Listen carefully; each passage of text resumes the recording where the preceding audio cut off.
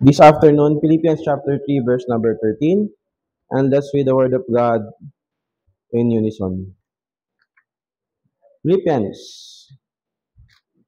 chapter 3, verse number 13.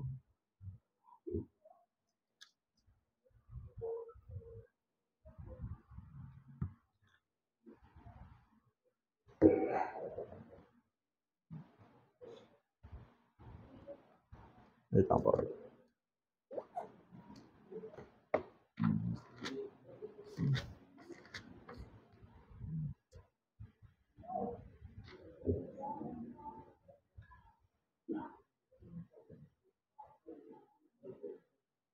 Sabay-sabay po nating basahin. Ready? Read. Brethren, I count not myself to have apprehended, but this one thing I do, forgetting those things which are behind, and reaching forth unto those things which are before. Father God in heaven, we thank you for your word and for the Holy Spirit that will guide us. And we ask, Father, that you forgive us in all of our sins. And as we have your word this afternoon, may you bless us. In Jesus' name we pray, our Lord and Savior. Amen. Tayo po lahat ay makakaupo na.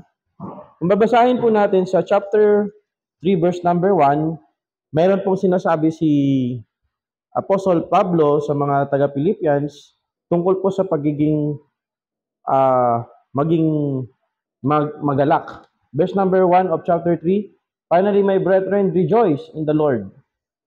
Natutuwa siya to write the same thing to you. To me, indeed, is not grievous, but for you it is safe. Verse number 2, and then we will come in verse number 13 at mauulit din yung sa verse number 4 of chapter 4, yung word na rejoice. Rejoice in the Lord always. And again, I say rejoice. That's why one of the famous author and theologian, Warren Wiersbe, he has this book na B books. Pagdating sa Book of Philippians, be joyful yung kanyang theme.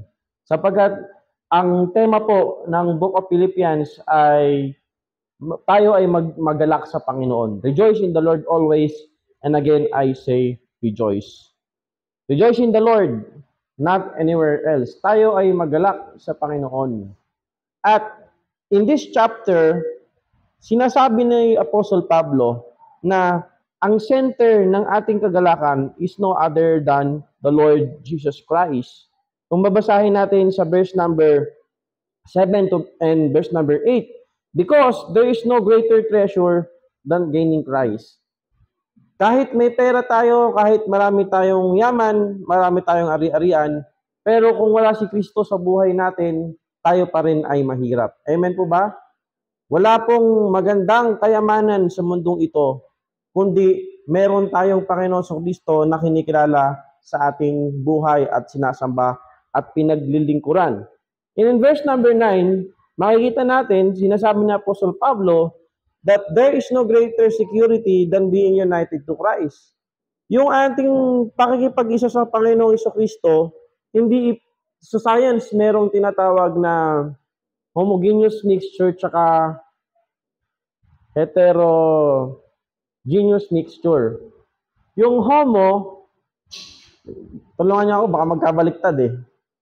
Ano ba yun yung pag-mixture, hindi mo na matatanggal? Ano yun doon? Yung homo, tama? Tama ba, Teacher Grace?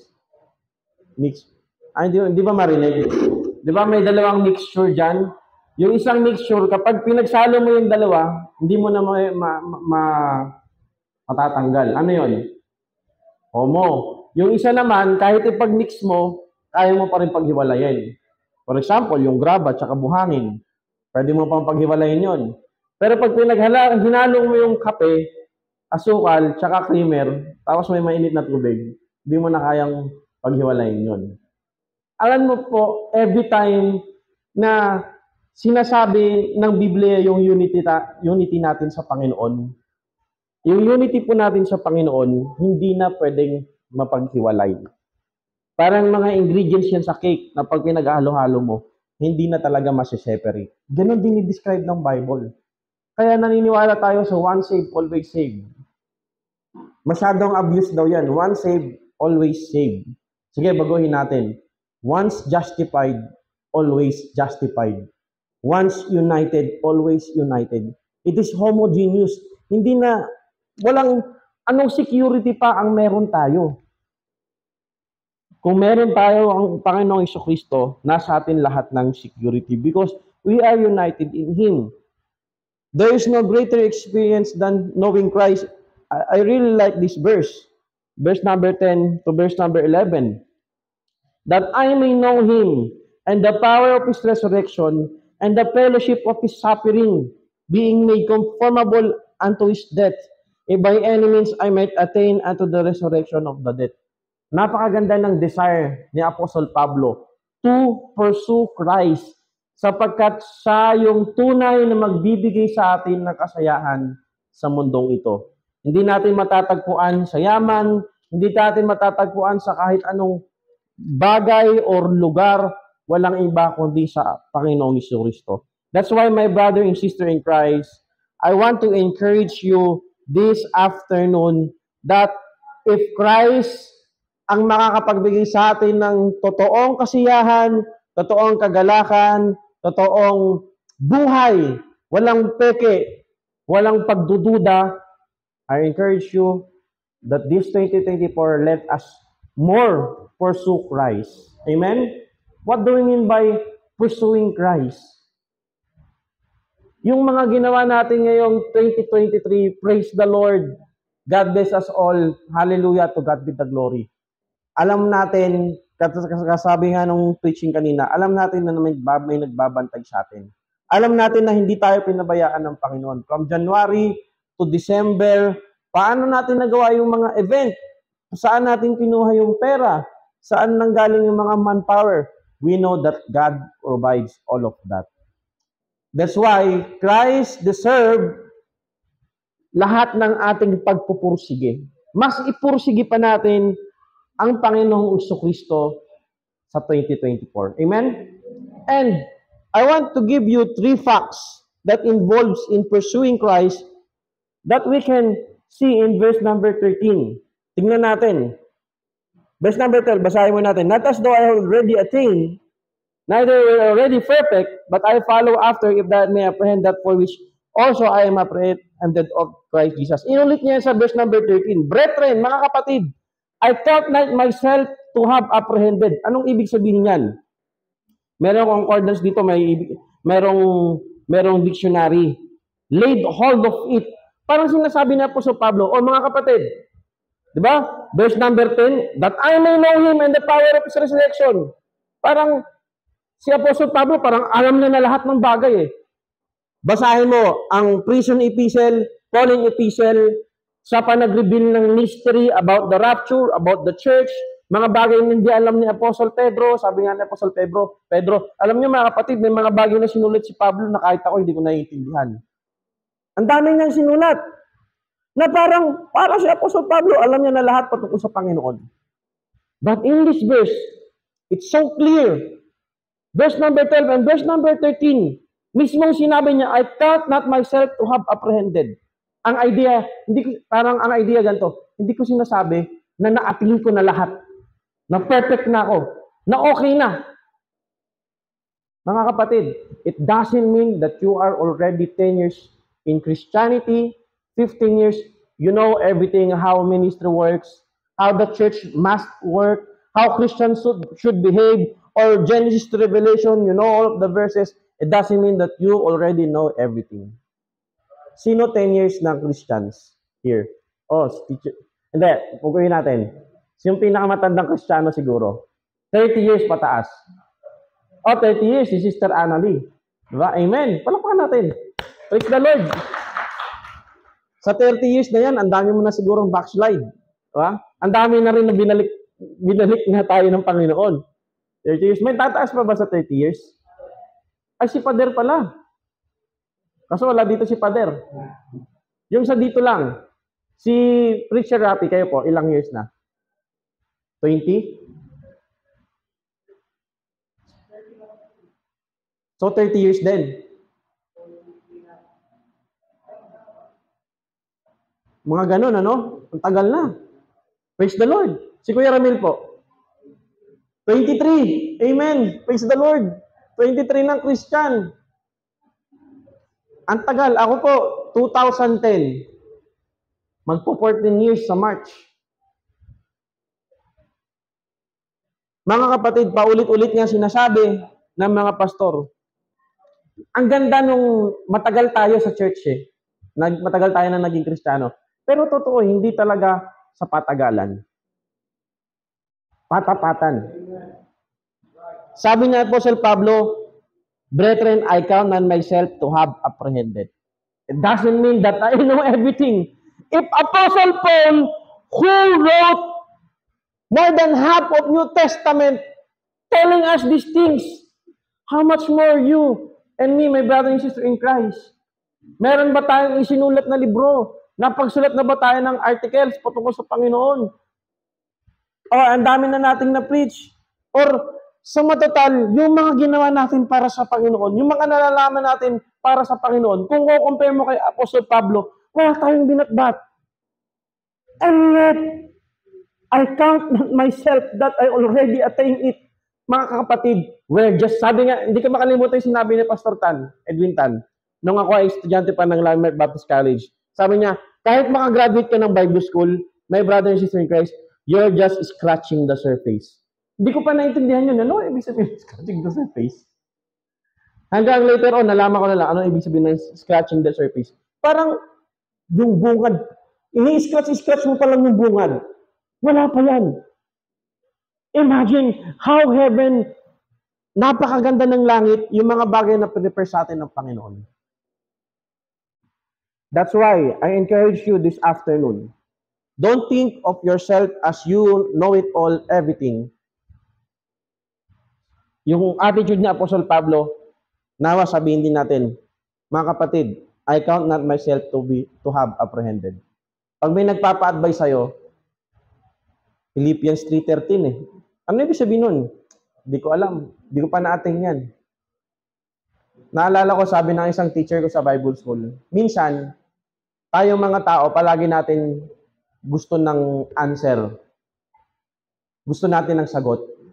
Pero, tanggapin natin na may mga tanong na hindi talaga natin kayang sagutin. Amen? Kaya pag may magtatanong sa kanya ng mahirap na question, let's just accept that I don't know the answer. So, ganun din. Now, number 1, di tayo magtatagal. Pursuing Christ involves concentration. Ano ibig sabihin yan? But this one thing I do. And then, quote. That is one phrase, one meaning, one idea. Pursuing Christ is one thing na gusto ni Apostle Pablo. Meron siyang concentration. Meron siyang focus. Isang beses sabi ni Pastor Bong, minsan yung mga taong sobrang daming pangarap, sila yung walang nararating. And sometimes, pero madalas, totoo. Gusto mo magganyan, gusto mo maganto, ganto. Hanggang wala kang natapos. Kasi wala tayong concentration. My brother and sister in Christ, what is your concentration? What is your focus this 2024? Anong goal mo? Mabasa mo ang Bible from Genesis to Revelation without comprehension? Is it okay? Okay lang naman. At least nakakapagbasa ka. Magkaroon ka ng Bible study, magkaroon ka ng bunga na may babaptize. Ano man yan, mga kapatid, ang focus natin is to glorify the Lord. This one thing I do. Marami tayong gustong gawin sa buhay eh. Maganda nga talaga meron tayong notebook. Kasi nga, minsan mas matalino yung ballpen tsaka papel kaysa sa isip natin. Ilagay mo, ano bang gusto mong gawin sa buhay? Ano may mga gusto mong puntahan? Ang dami natin gustong puntahan, tapos di naman palakasan ng budget natin. Kaya pag nagkasakit tayo, wala tayong mahuhugot na pera. Kaya dapat, bumili tayo ng mga insurance. Diba? Life plan. O, totoo yun. Nakakaawa yung mga, sad to say, pero nakakalungkot, no? Yung pag namatay ka, wala. Mas nakakalungkot. Yun yung realidad. Naalala ko, may binibentahan ako ng life plan. Natawanan lang ako, Kuya Ramil. Hindi, tsaka na. Di ako naniniwala dyan. Eh, nung namatayan, di kinontak ako. Sabi niya, Brad, sorry, tinatawanan na kita. Importante pala talaga yung mga ganito. Ang point ko, yung pera natin, saan ba napupunta? Sa finances natin, sa oras natin. Ang daming times na nag-spend ka sa social media. Wala kasi tayong focus. Kausapin mo yung sarili mo. Jomar, tuwing kailan ka lang ba manonood? Ganun. Tuwing pagkatapos mo maglinis ng bahay, diyan ka lang manonood ah. Hindi yung out of nowhere, meron kang kailangan gawin, assignments, tapusin sa trabaho. In the middle of it, you will watch. Because you don't have focus. Maniniwala ka, mga young people ngayon, hanggang 4 o'clock, naka-cellphone pa din, di ba? Kasi wala silang concentration. Wala silang focus. Pakitagalan doon. Naalala ko tuloy, huwag ko na sabihin. Pero sabihin ko na nga, yung kasabihan na di ba, paggising, mahirap, ang taong gising, mahirap gisingin. Kasi nga, hanggang 3 o'clock, nasa social media pa rin. Wala tayong focus. Sa pera, sa time, sa pag-church natin, everything. But, mga brother and sister in Christ, we need to have a kairos time. Ano ibig sabihin? Let's make our time very, huwag masayang. This one thing I do. Let's should have a focus. Magkaroon tayo ng focus, concentration. Number 2, mabilis lang tayo ngayon eh. Amen?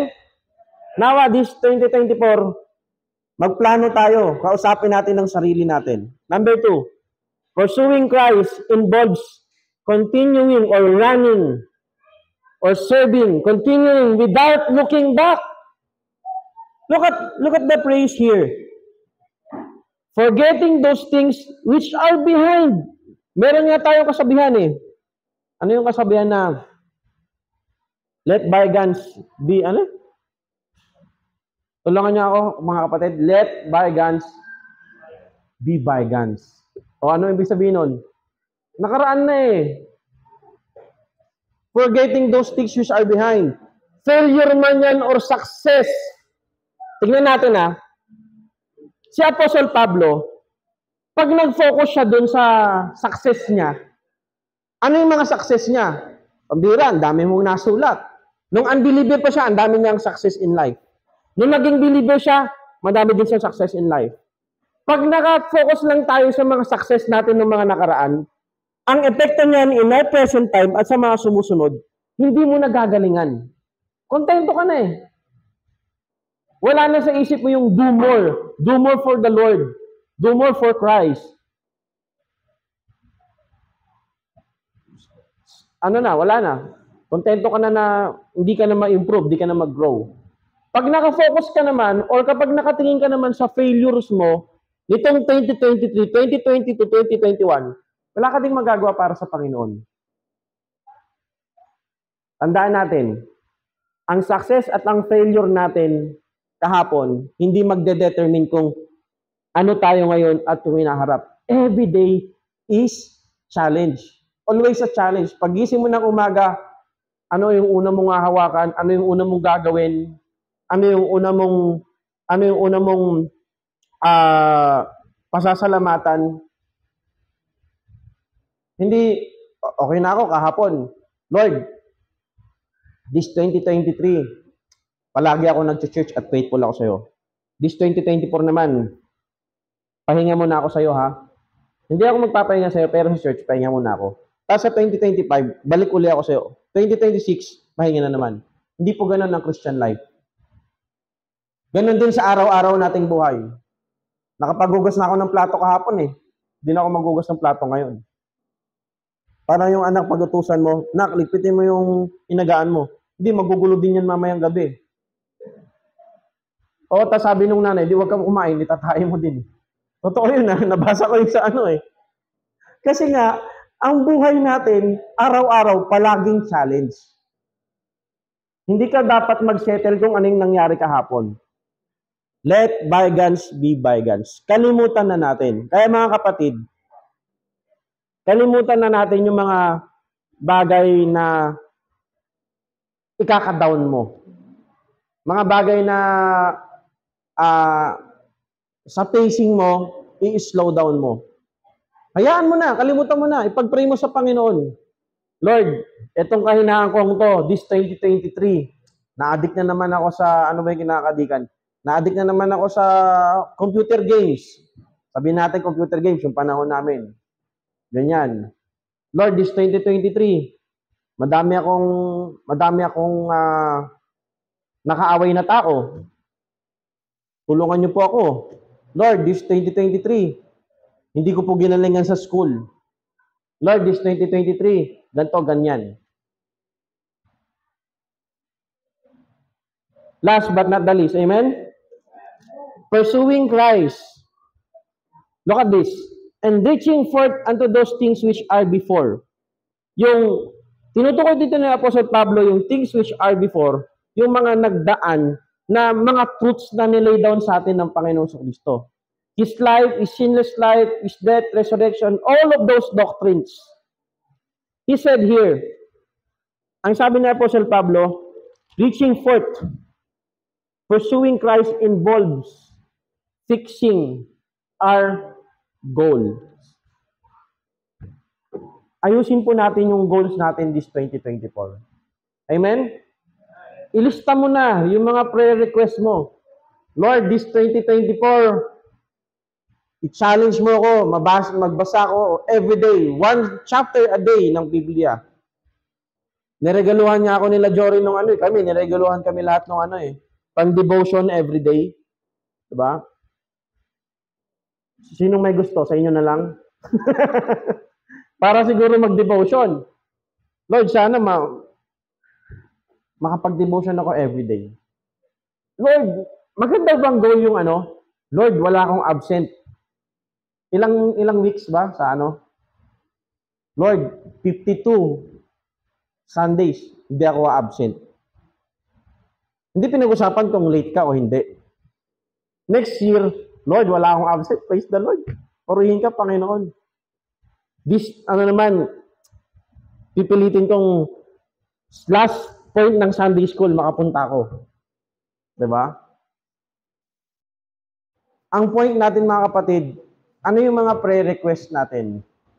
Prayer goals. Ngayon, 2024.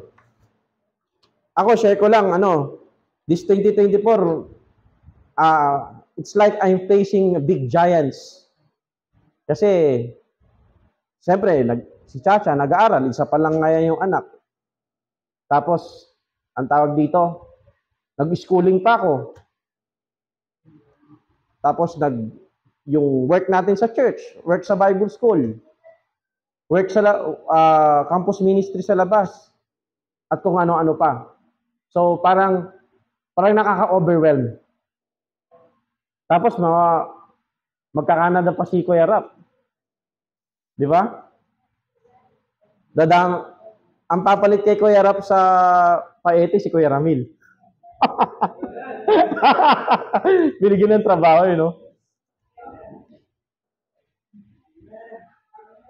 Diba? Nakaka-overwhelm. But, ang sabi nga nung kanta, mga kapatid, yung sa God's been good, ewan ko kung na-recognize niyo yung lyrics doon na God's been good in my life. I feel blessed beyond my wildest dream when I go to sleep each night. Ito, yung kasunod. There had, kasunod. Kung meron daw sang chance na baguhin yung mga nangyari sa buhay niya, hindi niya nababaguhin. Kasi, through it all, God's been good. Bagamat nakaka-overwhelm ng 2024, mabuti ang Diyos. Ang part natin, i-pursue natin siya. Kung ano yung alam mo sa Bible, mas laliman mo pa. Kaya nga, mag-i-introduce ako ng mga audit courses.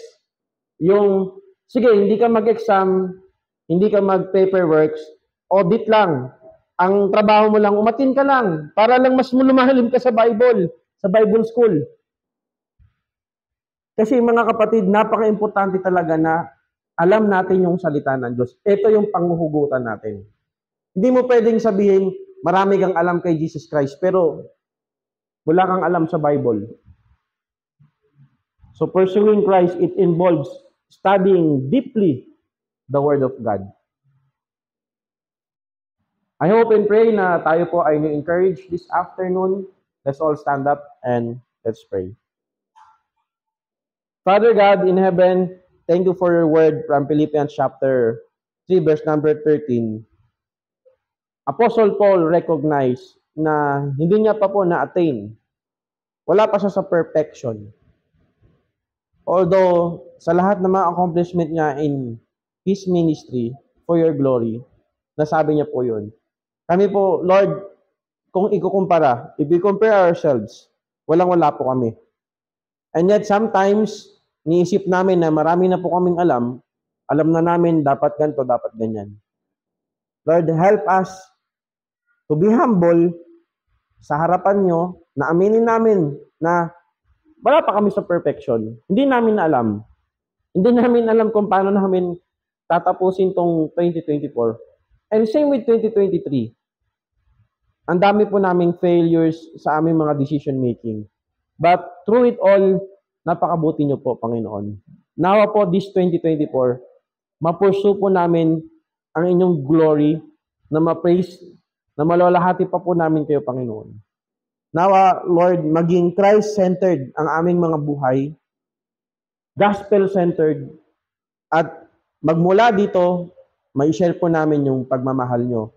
Sapagkat kaming mga naka-experience ng yung grace ay dapat magkaroon ng burden na ma-share din ang inyong gospel, ang inyong biyaya sa mga taong hindi pa nakakilala, nakakatanggap ng inyong kaligtasan. Lord, help us to focus. Magkaroon kami ng priority. If ma-prioritize po namin kayo, ang aming pamilya, ang aming pananambahan sa inyo. Help us, Lord, na hindi po kami mumuhay sa past. Help us, Lord, na yung aming pong mga goals in life ay maging maayos, lalo na this 2024.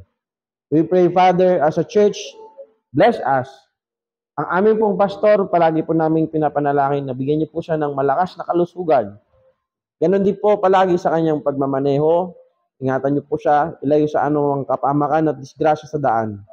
Provide lahat ng pangailangan, maging sa lahat ng kapatiran, Panginoon, sa mga nagbi-business, yung nag-aaral, sa mga nagtatrabaho, sa mga naghanap ng trabaho, i-bless niyo po kami, Panginoon. At nawa po, matagpuan po kami ninyo na tapat naglingkod sa inyo hanggang sa pakawalang pagbabalik ng aming Panginoon sa Kristo. Mga kapatid, I challenge you to talk to God, to beg for His grace and mercy, ask for His forgiveness. Sabihin mo sa Panginoon, lahat ng worries natin, naharapin natin this 2024. At nawa,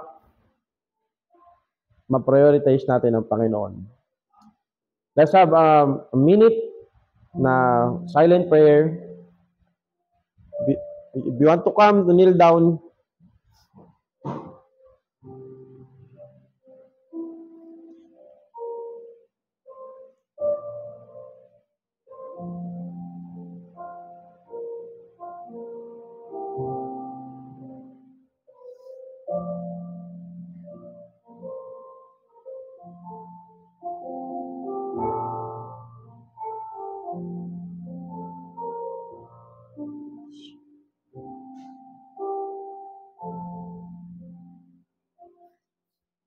Once again, Father, we thank you for your love, grace, and mercy.